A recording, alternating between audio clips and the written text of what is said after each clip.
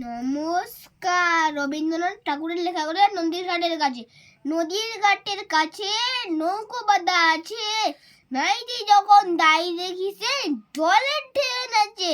আজ গিয়ে সেই ঘাটে দেখি দূরের পানে,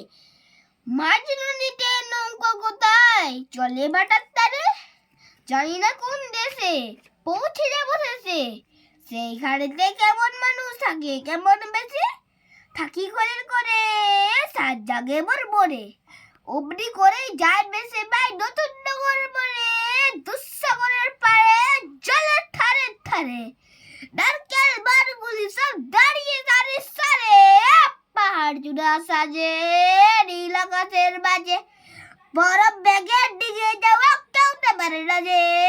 গড়তে পড়ে তলে নতুন ভুলে বলে, নতুন নতুন বসু কত বেড়াই দলে দলে, কত রাতের শেষে নৌকা যে যাই বেছে, বাবা কেন আপিতে যাই